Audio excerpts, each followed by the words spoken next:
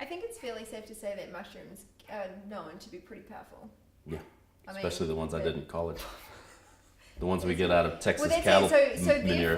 therefore, we cannot deny that they can be effective. Oh, they're huge, Yeah, hugely effective. Because a lot of this sort of stuff, especially with Chinese medicine and all that sort of stuff, it's only now becoming proven in science, which is kind of cool. But cordyceps, it's becoming a bit of a new thing to be common, but it's not new at all. No, it's thousands of years old. So what are cordyceps? Caterpillar butt fungus. Yeah. Yeah. So basically, Why would you not? Why would you not? Who decided to eat that first? Yeah. So as The person who decided to milk a cow and eat the eggs. Eat the eggs of the cow. No, the chickens. Oh, so okay. So let's think about what this. So basically, it's a fungus that grows in caterpillar. Grows out of the butts.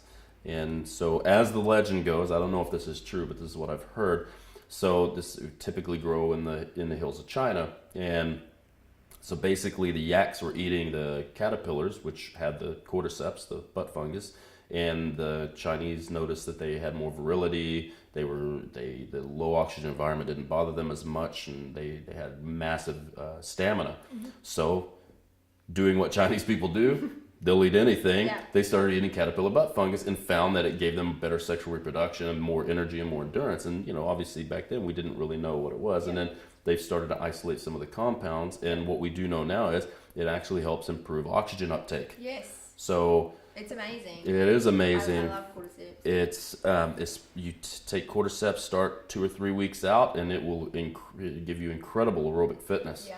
And much less lactate production, so you won't get that burny feel, and it'll raise your max VO2 and your VO2 capacity. Now you can find cordyceps in a lot of blends, but you can also find it on its own, right? Mm-hmm. You can buy a bottle of straight cordyceps tablets. Like we use Jarrow. I like Jarrow. Yeah. So use the studies I've seen I've personally found for me, remember we're all individualistic, about 2.5 grams a day works really well, but that gets a little pricey, so I'll typically take about 1,500 milligrams a day, but I stay on it long term. Yeah. If I have something, like if we're in New Zealand and we're going to go up to Tomato Peak, I'm going to jack it up to 2.5 or maybe 3. I make more peaks when we're in New Zealand. Yeah, so that way, what I find is it really cuts down the amount of burn that you feel. Yeah. You recover much faster. And you can go without getting fatigued or absolutely. Short of breath. That's the biggest thing. You get to the top and you're still energized. And let's look at one of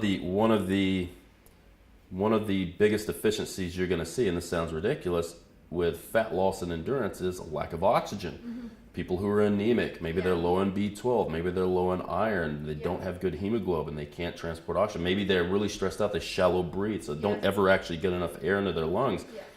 Taking cordyceps can help their endurance while you get them, you get their metabolism, their endocrinology balanced out, and get them breathing properly again. So we use it for a lot of our endurance athletes, CrossFit athletes, and even we were talking to Glenn about that, about using it with climbers, because that's the bane of their existence is lactate building up in their hands and their forearms, and you have to stop and rest on the side of a boulder or a cliff, because you literally can't get your hand to open and close because of all that accumulation of lactate and hydrogen.